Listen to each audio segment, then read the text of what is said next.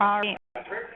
Okay, so we are good to go. So welcome to our Swimming and Diving Recruiting 101 class. Excited to have you guys on the class here tonight and on board here with NCSA. This is one of our first classes that we often recommend to our new swimmers and divers as they get started here with NCSA. We're really going to cover down to the recruiting process for swimming and diving. So before we jump into the content for tonight, just want to make sure that you guys are familiar with our team. I'm on the right. My name is Kate. I'm one of our head recruiting coaches here at NCSA for swimming and diving. So I'm one of two head recruiting coaches. You can see a little bit of my background. I was a college swimmer myself. I swam at Denison University over in Ohio, so I've been in your shoes, been through the process myself. When I went through it, I was looking a lot around the East Coast and the Midwest. I looked at a variety of different schools, small, mid-size, D1 down to D3, and ultimately decided a smaller school was going to be a stronger fit. So I ended up deciding on Denison and had a great experience there. Afterwards, I moved on and I went into a graduate program for sport and exercise psychology over at Miami of Ohio. And so that's actually where I started getting my feet wet in college athletics, worked with different coaches and teams on campus there, and then actually got connected here to NCSA through a former teammate of mine from Denison. So jumped on board here at NCSA, and I have been here now for about 5.5 years working with our swimmer divers specifically. Our other head recruiting coach here at NCSA is Jeff Smith. He was also a swimmer as well. He swam at Millikan University. He actually came to NCSA about 1.5 years ago. Prior to coming to NCSA, he was the head coach at Millikan for their swim program and was a head coach for a couple of seasons. Prior to that, he was the assistant coach. He's also coached at the club levels for swimming and, like I said, is a Millikan alum and swam there as well. So a lot of great experience here on his end too. So in addition to myself and Jeff, you, of course, guys, have access to the rest of our recruiting coach team day in and day out to help you move through your recruiting process. So now that we have made sure you're familiar with our team, let's talk about our agenda for our class this evening. There's kind of three main topics that we're going to cover here tonight. Number one, we're going to go over the difference between different division levels. That's how we're going to start. We want to make sure you guys understand the breakdown and the differences between Division I, Division II, Division III, and NAIA schools. We'll go over some important questions that you want to be asking coaches, ones that are more specific to swimming and diving.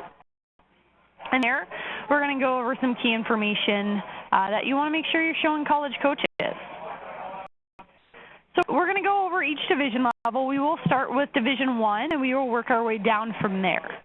So usually when we think of college athletics, majority of the time, a lot of you guys think about Division I. And a lot of times we think about kind of the powerhouse schools at the D1 level. When I say powerhouse, I'm talking about like Ohio State, Michigan, Florida State, Alabama, those kind of big, large Division I programs, kind of the ones that are most competitive. But Division I encompasses so much more than just those types of schools as well. So Division I spans a wide variety. There's those big, large D1 programs like Ohio State, and then you also have some smaller Division I programs that are small in size, like a St. Bonaventure or Providence College, which some of you guys maybe have never heard of, but those are Division I programs. They're smaller in size, and they're not quite as competitive as some of the larger D1 programs either. So think Division I, let's make sure we're not just thinking about the large schools, but there's quite a variety. As you can see under the number of programs for swimming and diving, there's over 134 for men, around 200 for women, and a good number of those schools will also have a diving program. So if you're a diver, one good thing to note is that not every swim program has diving with it. At Division I, majority of programs do, but it's not a standard. So just because there's a swim program doesn't necessarily mean there's a diving program. But it is like high school sports, so diving is considered one sport in college, but they're not necessarily always diving with swimming, but most of these programs will have that. Now, at the Division I level, there is athletic scholarship money that can be given, as well as academic and financial aid and other institutional grants and scholarships. But I know cost of college is a large factor for a lot of student athletes and their families. So I want to take some time to cover this because it's important to know what options are on the table at the different division levels as far as costs and, at the different division levels as far as athletic money. Division I does offer athletic scholarship money. What's important to know, though, guys, is that it's very different than other sports. A lot of times when we think of Division I athletic scholarship money, we think about full rides, D1 level that we hear a lot of times from sports like football and basketball. But football and basketball are different beasts in and of themselves. If a D1 coach is offering athletic scholarship money to a recruit, they're going to have full ride. Otherwise, they're not going to be offered any athletic scholarship. Football and basketball are what we call head count sports. But swimming and diving is what we call an equivalency sport. Essentially, the best way to think about this is partial scholarship. So rides can be offered for swimming and diving, but they are fairly rare in the process.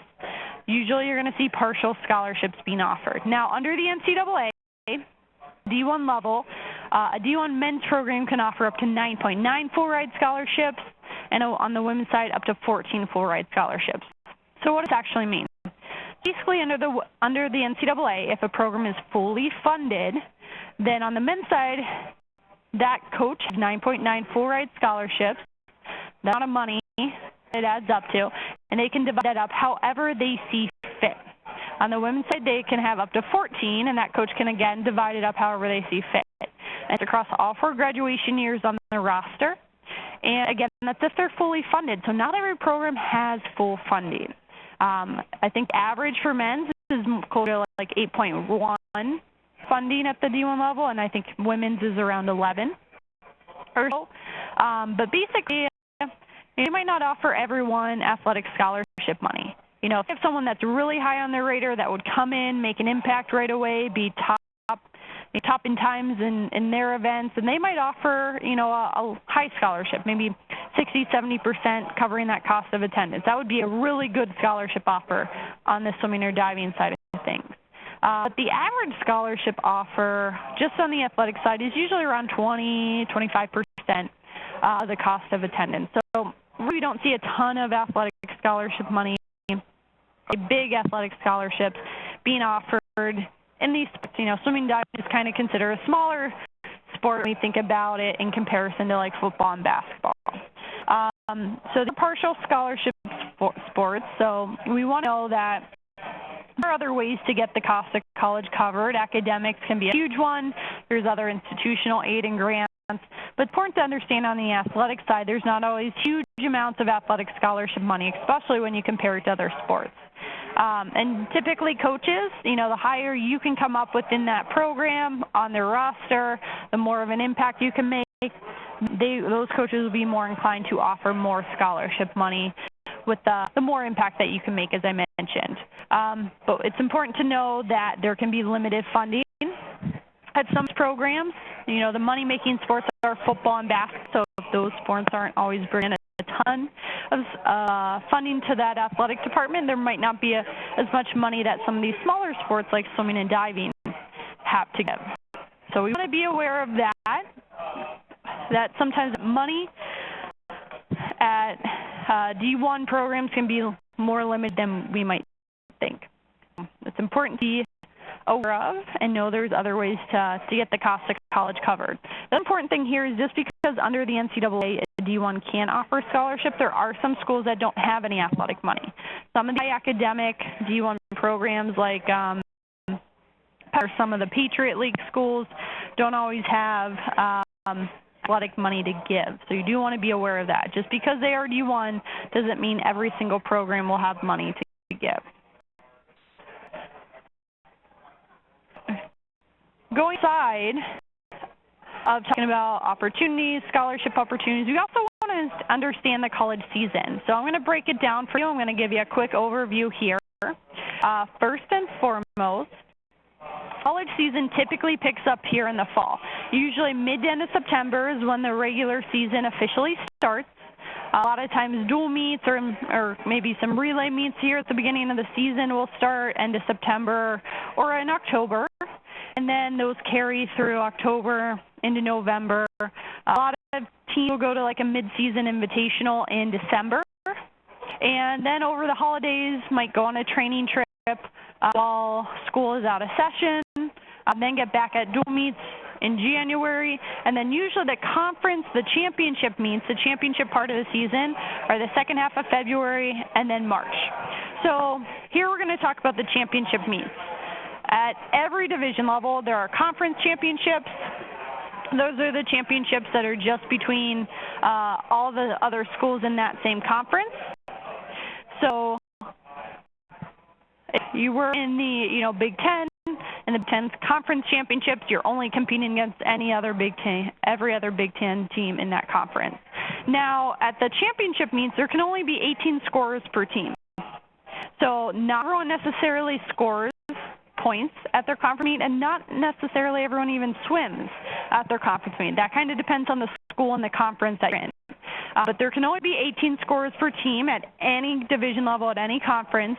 And one good thing to know about this, or one important thing to know about this, especially as a diver, divers actually count as a third of a score because there's not as many events that they can compete in to score points in.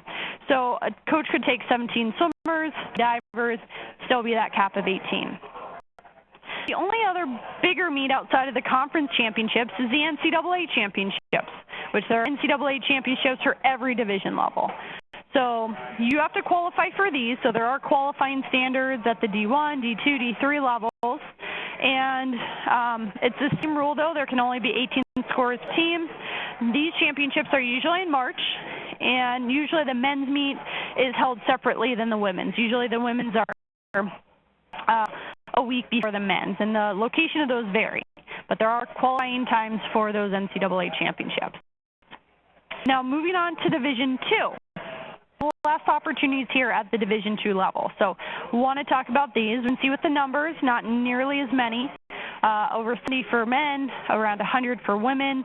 It is a growing number. We definitely have seen a lot of D2 programs, new D2 programs kind of popping up, so those are growing numbers, so keep that in mind.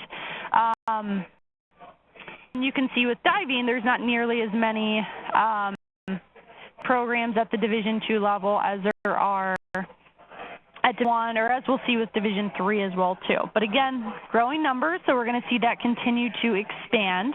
Now, at the D2 level, there is athletic and academic scholarship that can be given. So similar to Division I, they have scholarship to offer if their program is funded. If they're fully funded on both the men's and the women's side, there can be up to 8.1 4-eyed scholarships offered. And again, it's up to the coach's discretion to break up however he or she sees fit. So all the same rules and circumstances that we talked about with scholarship at Division I applies to Division II as well, but there's just less funding at that D2 level. Now, they also have conference championships, NCAA championships. The big difference here is that they're co-ed meets. So it's like men and women swim at the same meet. Of course, they're scored separately, but they'll swim at that same meet. So only one meet held there. But same thing, only 18 scorers per team. Division III is next. This is the division level that has the most opportunities to go on and compete at the college level for swimming and diving. We see over 200 programs for both men and women, so largest by far. And a decent amount have diving as well, but not quite as many have diving as at Division I level. Want to be aware of that. Now, people often get scared away from the Division III level because there's no athletic scholarship money. Some people think there's no scholarship money at all. That's not necessarily the case. There's no athletic scholarship. Now, of course, there's academic money. There's also need-based scholarships. And a lot of these schools are smaller private schools, which, yes, does drive up that price tag of the college, but it also means that their funding is different. If they're a private school, they're not getting their funding from the government. They're getting their funding elsewhere. Usually their endowment is larger, which actually means they have more money to give. They usually have more institutional scholarships and grants that a college can give to its students. And a lot of times that means that college coaches can help out in this area. You know, college coaches are realistic. If a school that's, 40, 50, 60,000, they know that most students and families cannot just afford that out of pocket for years. If they want to recruit a strong team, you have to have ways in which they are able to help their students with that funding, whether it be through financial aid, whether it be through institutional grants and scholarships, academic money. Some of these coaches will be able to help out in that nature on the financial side. It just will not be strictly athletic scholarship money. So don't let price tags or sticker shock scare you off with Division III. There's some really great schools at this division level as well, so we want to be open-minded to them, learn about those financial opportunities before we cross them off the table. And then similar to D2, of course, there's conference and NAIA championships. It's 18 scores per team, and just D2, those meets are co-ed. Next is NAIA. Let me take a quick pause here, make sure you guys are still paying attention, still with me. With the NAIA, are you guys familiar with this division level or no? Give me a yes or no quick here into the chat box.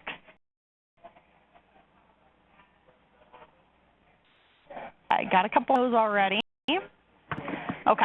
Well, we're definitely going to go over it. So if you're not familiar with it, that's okay. This is usually the division level that people are least familiar with. You can see on the screen, it stands for National Association for Intercollegiate Athletics. Basically, guys, it's just a different governing body of college athletics than the NCAA. So another way you can think of it is if you think of like Nike and Adidas. Very similar in the products they put out, two completely different brands. You can think of the NAIA and the NCAA. They are two different bodies of governing bodies of college athletics. So the NAIA governs different colleges than the NCAA. They have different rules, regulations, guidelines for the recruits, coaches, schools, etc. So two different governing bodies of college athletics. They can give athletic scholarship money, and very similar to D2, they can give up to 8 full-ride scholarships across their roster. And again, that's up to how the coach sees it. So very similar to Division II there. If you're going to compare, or if you want to compare NAIA schools to NCAA schools, they are very comparable athletically to Division II level. So same thing, similar in scholarship money they can offer. They're very similar athletically to Division II type schools. A lot of them are smaller schools too, a lot of good academic schools. The difference is we just won't see as many of them. Now, this is also a growing number. Probably the numbers on the screen are actually probably a little bit greater. There's probably more like around 30 programs at the NAIA for men, and probably about 35 for women, because it is a growing. We've seen some new programs kind of pop up. That's one of the missions of the of the NAIA, is to really grow the number of colleges offering different sports. So we'll probably continue to see that grow. But there are some really great options at this division level. Obviously, just not as many, not as much depth. Because there's not as many NAIA teams, a lot of these programs will swim D2 and D3 NCAA programs during the regular season. Some of them are in conferences with D2, D3 programs as well, and some of them are in strictly NAIA conferences. Now, they do have their own NAIA championships, though, at the end of the year in March, so that will only be NAIA athletes and schools in that NAIA championship. Same rules apply, 18 scores per team. That's across any division level. So let's talk a little bit more about division level and the breakdown. I know we spanned all 3 different division levels, which is great, but it's just a straight shot. It's not just, all D1 are the fastest schools, then all D2, then D3, then NAIA. Some people think this is the case, but there's some overlap in the division levels. Every division level has different tiers, is how I put it. There's always the most competitive programs, then competitive, some competitive and some less competitive. That's how I break it down, maybe 3 or 4 tiers in each division level. So if you take D1, you have the schools like Stanford or, Ohio State or Georgia or some of those big name programs. Are the most competitive.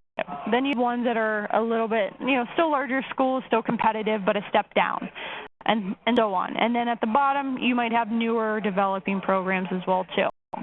Get this at Division II, Division III, and NAIA programs as well. If you look at D2 and D3 programs specifically, some are very similar to each other. A lot of times, the most competitive D2s are just about as competitive as the most competitive D3. So we see a lot of similarities in the athletic levels of those schools. And then the top D2, D3, and even the top NAIA programs will sometimes be more competitive than some of the less or somewhat competitive D1 programs. So there's an overlap.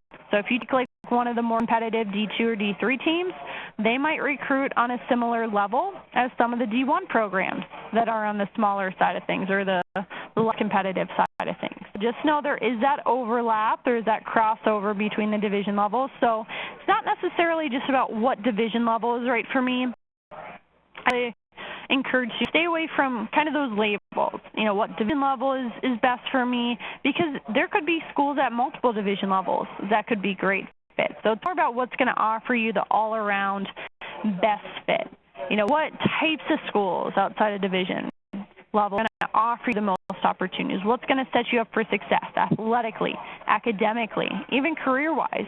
What do you want to get out of your experience? What type of team atmosphere, coaching, or academic setting do you want to be in? There could be schools that span a variety of different criteria, division levels, things like that. So I would encourage you guys to be open to exploring different options, especially if you're just getting started with the process. And then a couple of just general facts, guys. There are a lot of schools, over 60%, that are smaller in size. So what I often encourage students with, enrollment size, when you're looking at that, don't just go off enrollment size. Think about the setting of the school. Is it a small enrollment size, but it's in a city or it's in a big populated area? Because maybe you get on campus and it doesn't feel small. Versus if it's a small school out in the middle of nowhere, then it might feel a little bit smaller than it maybe even actually is. So we want to think about some of those other factors too. 90% of colleges are east of Colorado. Keep that in mind, guys, if you're from the West Coast. Doesn't mean that we won't find programs on the West Coast. You definitely do. But they're just, in general, are a higher concentration of schools out on the East Coast. Midwest, Northeast areas have usually the highest concentration. And 80% of scholarship opportunities are outside of D1. So don't just think, guys, if we want a scholarship, we got to go D1.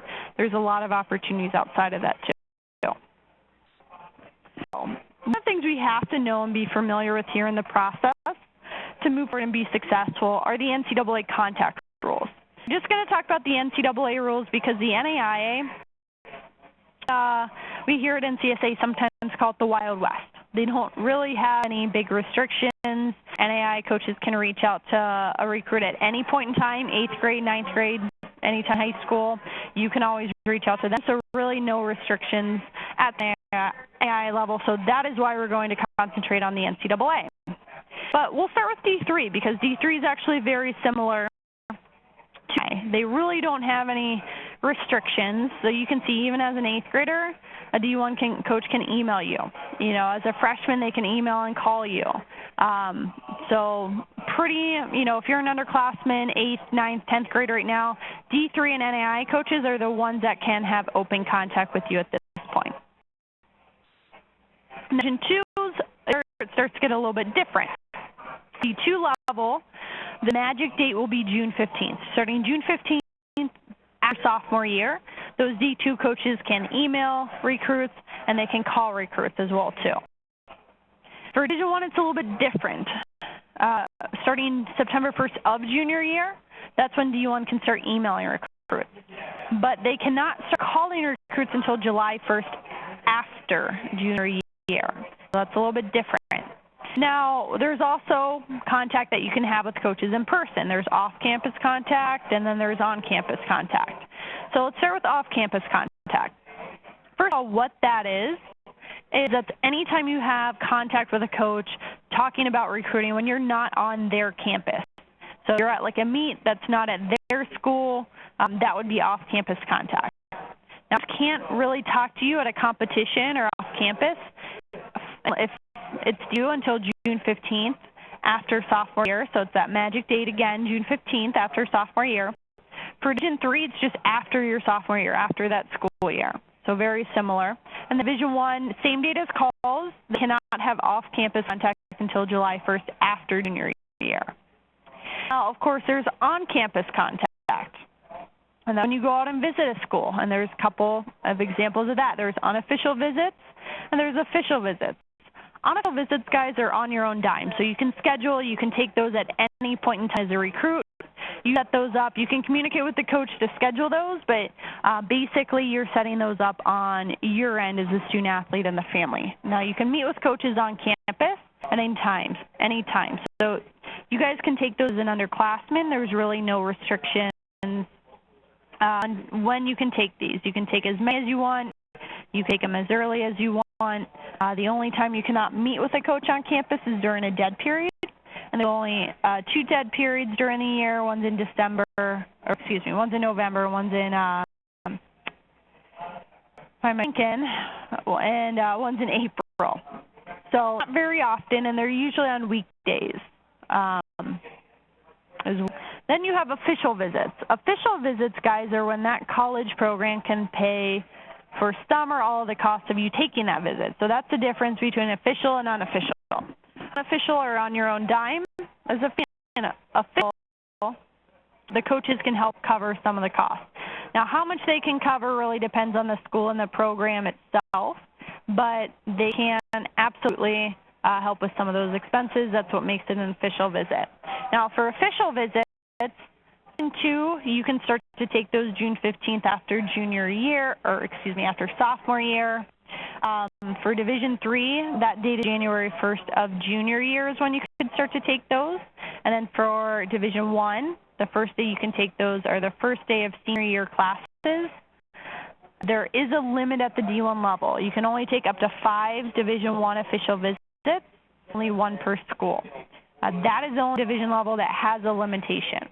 You can take as many official visits at the D2, the D3 levels, but you can always only take 1 official visit per school. But you can visit as many D2s or D3s officially as you would like.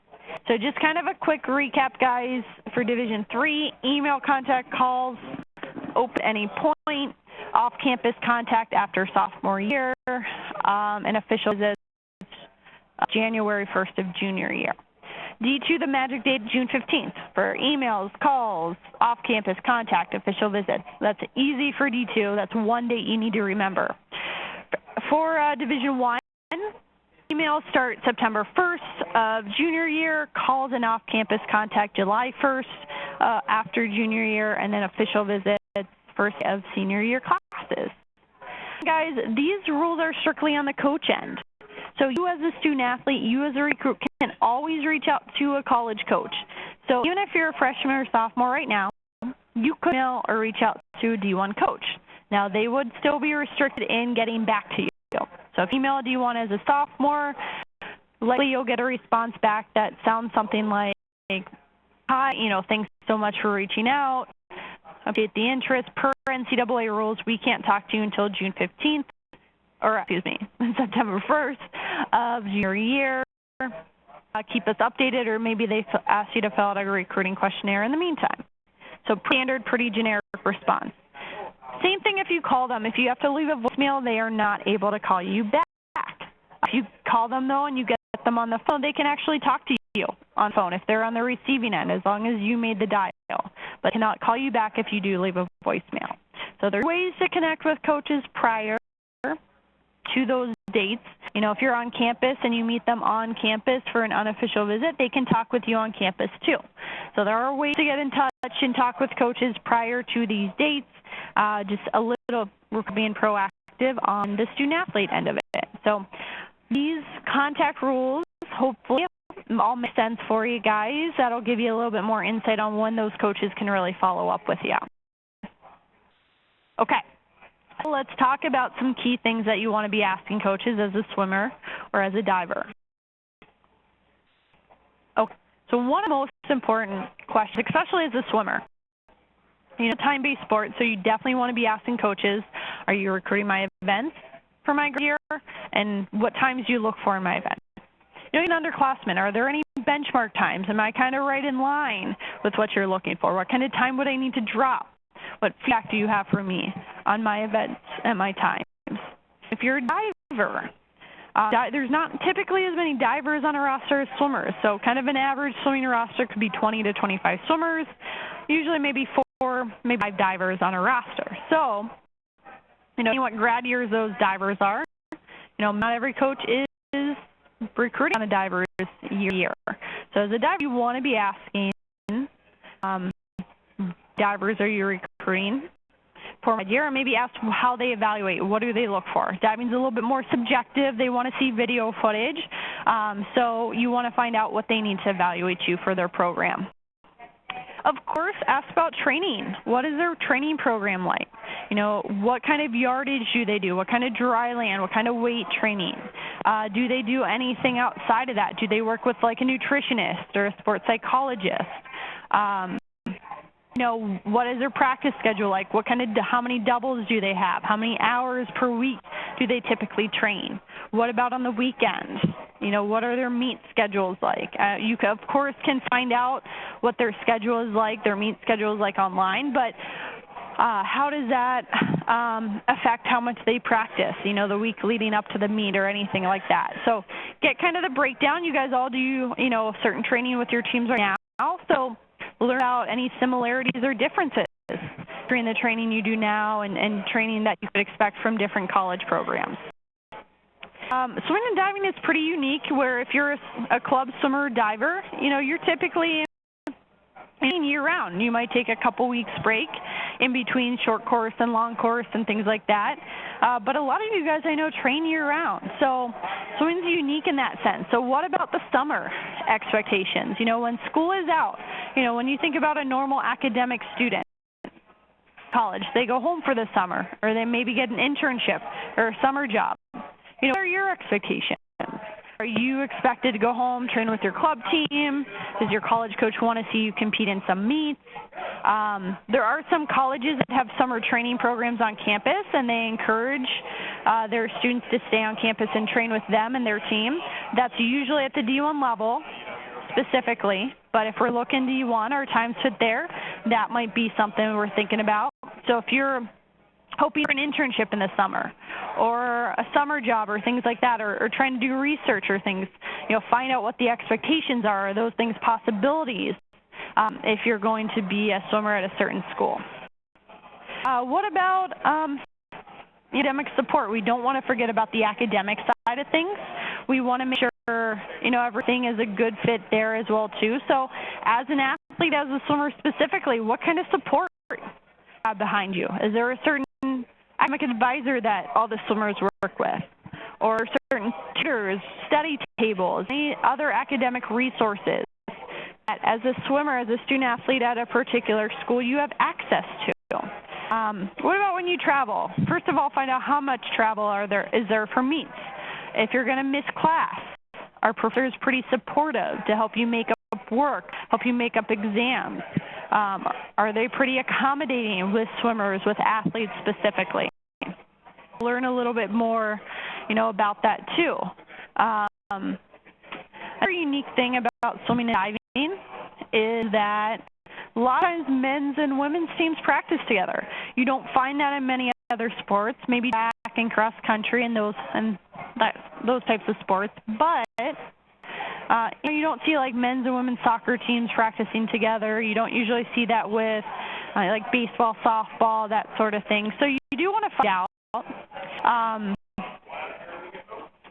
what is the breakdown with the men's and the women's team? Do they practice together? Is it the same coaching staff? The majority of college swimming and diving programs have the same head coach and assistant coaches, but it's not 100% the case. So there might be a women's coaching staff and then a men's coaching staff. Who are you going to be working with? If it's the same coaching staff, do they all work with both the men's and the women's teams. What is the breakdown? Which coach would you be working with? Is there a coach that works with sprinters, distance swimmers, mid-distance, all that stuff? So who are you working with? And then find out the dynamics of the team. Do you guys practice together, or do men and women practice separately? Do you guys travel together? Do you swim at all the same meets? Are they pretty supportive of one another? So again, going back to those dynamics, that culture, all that stuff. Learn a little bit more about that, because swimming and diving is unique in that sense. And then diving is a two-semester sport. As I mentioned before, it kind of starts up in September, and it'll go through February or March. So, when a lot of kids go home, just normal academic students go home over the winter holidays, they have a few weeks off at least. A lot of swimmers, divers, though, don't. You go home for a short period of time over the holidays, and then you get back at it. You're training either on a winter training trip, so find out, is there a winter training trip, or do you just go back to campus and train? If there is a training trip, how is that funded? Is that funding expected to come from you, or are you expected to pay for that, for the travel, for the stay, or does the school provide funding for that? Is there any fundraising that you guys do during the season for that? How do you guys travel there? Do you all travel together, or do you meet in that location? Is it the same every year? Is it different? What are the logistics of that? So when talking about that, you might also want to think about the all our holiday breaks, Thanksgiving, any fall breaks you might have, spring break. Are those shortened for you guys? Do you get extended weekends, things like that? You want to be aware of that, and what those expectations are during the season and during the year. Okay, so let's break down into some swimming information and then into some information for you guys, what coaches are going to look for. So of course we'll start with swimming. Of course, swimming is a time-based sport, so coaches are going to recruit off your swim times. Coaches want to see that you have times within the swimmers on their teams before they really start any heavy recruiting. So often really encourage swimmers to check top times for different teams and rosters. A lot of times, guys, it's not just about having your times be a fit somewhere within their roster, but really they like to ideally recruit swimmers that have times that would come up towards the upper half of the roster.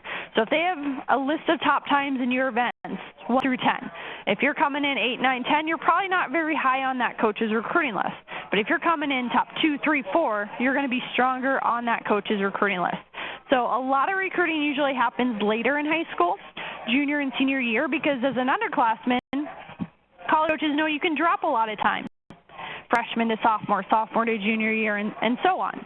So a lot of coaches at top programs are going to want to see you have stronger times coming in higher on their roster before they start a lot of that serious recruiting, before they start a lot of that serious communication too. So if you jump on their site, you might be able to find top times on there. You can go to results. You can use sites like collegeswimming.com to find top times for a team. But on your profile, you want to make sure you have key information. You want to update your times on your NCSA profile. So to do so, go to Edit Profile, Key Stats. In this Key Stats section, you can add up to 4 primary events and times. You can see, example, we got the 2 breast, 100 breast, 200 free. This section is meant to plot your main events, your strongest events, and then you can add in times for them, long course and short course. So maybe you add those. If you only swim short course, that's fine. Just add those times. But the section is really going to highlight your main events. There is another section on your profile where you show more than just 4 events. But we want to show multiple events, guys, because at the championship meets we were talking about, conference championships, NCAA championships, as a swimmer, you can swim up to 3 individual events into some relays as well. So if you think about it, when coaches evaluate recruits, that magic number is 3. They can evaluate what 3 events would be your strongest. That is ideal to a lot of these coaches. Now to add other events or more events outside of just your 3 or 4 primary events, go to Edit Profile, then do Athletics, and then you can do this for either your high school or your club team. Either is fine. go to that season, click Add/Edit Stats, and that'll pop up a new screen essentially where you can add any other event, any other time. So any stroke, any other event, even relay splits. So this is where you can show more than just 4 events, and you can actually do this season by season. So you can show top times for, your freshman year, and then top times for your sophomore and then junior, so that coaches can also follow your progression and improvement too. Okay, now let's talk about diving a little bit. Diving is a little bit different. Divers typically score in 2 events, 1 meter and 3 meter. Now, if you compete at the D1 level, you could potentially compete platform and score in platform events. But every division level, D1, D2, D3, NAIA programs at the college level will compete 1 and 3 meter. Now, if you're a diver and you only dive high school right now and you're only competing 1 meter, that's okay. You're still going to have opportunities at the college level, more likely at the D2, D3, NAIA levels. As well, a lot of coaches are open to teaching that 3 meter.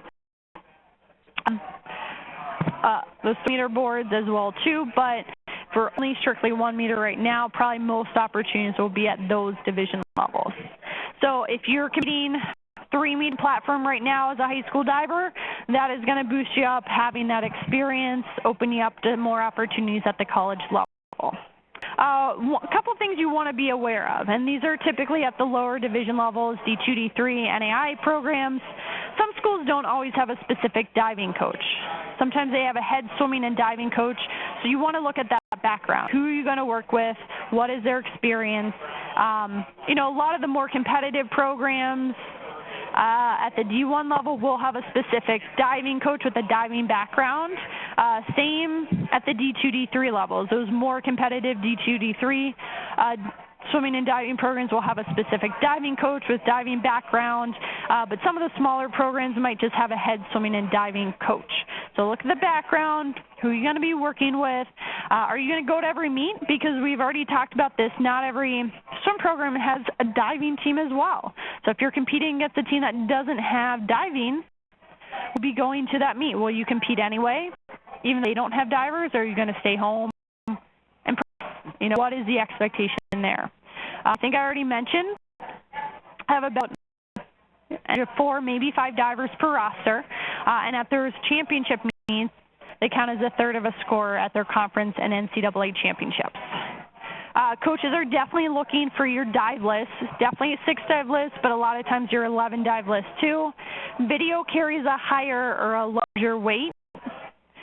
In the evaluation process for divers, it's a more subjective of a sport. So swimmers, the big key information is events and times. Divers need to see video footage. It can be practice footage, it can be meet footage, it can be a combination. If you do multiple boards, make sure to include all boards, 1 meter, 3 meter platform. If you do all that, if you're just high school diver, just 1 meter, make sure to have at least 6 dives in video, but if we can get more, it's even better. At the minimum, at least 6 dives on that video footage, but ideally, more is better. Generally, if you're looking at top programs, so especially the D1 level, they want to see that club experience, competing at regional, zone competitions, national levels, and again, multiple boards. Most divers don't get as much scholarship money. Majority of it does tend to go to swimmers, but again, that's up to the coaches. So there are some programs that save a specific amount every year for divers. Some it just kind of depends on the year and their recruits. So you can always kind of find out what opportunities are there on the diving side of things. Scholarships are shared between swimmers and divers. Okay, so for you guys, on your profile, you want to go to Edit Profile, go to Key Stats, and add your boards. If you're doing 1 meter, 3 meter platform, you can add all of those. Your scores, 6 dive score, 10 dive score, 11, whatever you have, and then add your dive list. Coaches want to see your dive list for your different boards, so make sure to add those on there. That's key for a lot of college coaches. And then for everyone, make sure to update your preferences, guys. College coaches, in this process, they update on their end what they're looking for in recruits. So on your end, for us to better help you guys here at NCSA, we want to know what preferences you have. Are you looking at a certain location? certain division level, size, major, anything. So at this point, try to update it as accurately as possible. Now, if you're not sure, you can list it as maybe. Maybe as you're not sure, or you're at least 1% open to looking at a school in that state or a school of that size or academic selectivity. That's how I'd think of that. You have that yes, maybe, no option for every criteria. So yes, absolutely, I'd be open to this state. Maybe I'm not sure, but I'm open to the possibility of thinking about it. And no, absolutely not. Update them as accurately as possible, guys. That'll better help us. And you can always go back and update these here as things change in the process. So a couple next steps for you guys: definitely complete your profile as we've discussed and as much as possible at this point. If you're missing a test score as an underclassman or this or that, you just don't have that information right now, that's okay. Like I said, update it as much as possible. If you're going to get more information later on in the process, that's completely fine. Let's just make sure that we're updating it as we can right now. Make sure, if you haven't already, sign up for one of our Coach Communications 101 classes. If you're ready to start making connections with coaches, this is going to be the best class to check out to approach starting to make those connections. And then, if applicable, if it comes with your membership, definitely sign up for a coaching session if you have not already with your head recruiting coach to really talk about a tailored game plan for you and your recruiting. So, guys, we're in this together. Hopefully that gives you a couple next steps to get going with, as well as some key information about the process. As you move forward in this, you can always call our recruiting coach team at recruitinghelp@ncsasports.org, or call at 877-845-6272. So that's all I have, though, guys, for the class tonight. If you have questions, I do have a few minutes to stick around. Go ahead and type them into the chat box. If not, feel free to log out of the class here for the evening, and we'll get going as people log out. But I do have a few minutes here ahead that I'll stick around for questions. Otherwise, once we wrap up, I will email you guys a recording too. So for logging out, thanks so much, guys, for joining. I appreciate it. But any questions, go ahead and type them in now.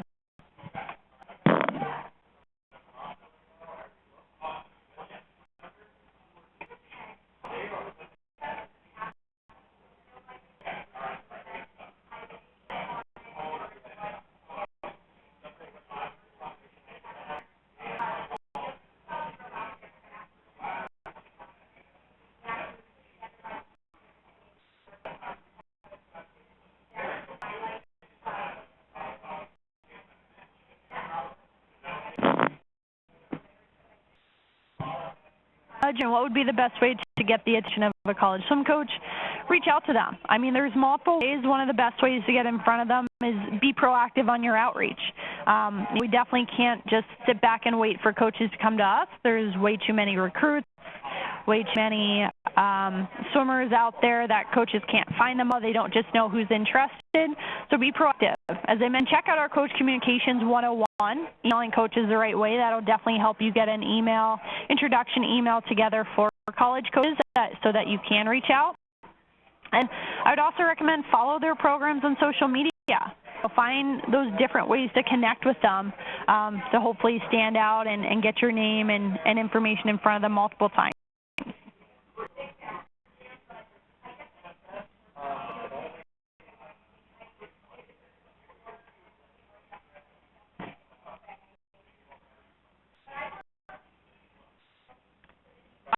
Any other questions?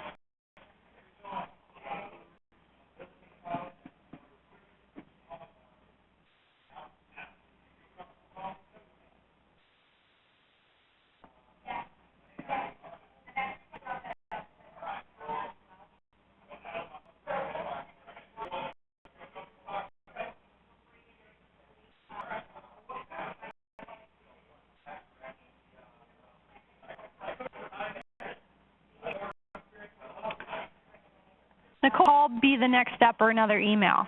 Now, if you've already emailed them, if you haven't heard back from the coach and you emailed them, let's say at least a few weeks ago, a good follow-up can absolutely be trying to call them on the phone or try to call them over the phone to get them on the phone and have a recruiting conversation with them. If you've emailed them and they have gotten back to you, great. You know, phone calls are more personal, so that's still even a great next step to follow up with that coach and say, you know, hey, coach, you know, I have some more questions about your program. Would we be able to schedule a call and talk a little bit more about your swim program, your school? Absolutely. You know, these are great. They can be personalized, but phone calls are even more personal, even a more direct way to connect.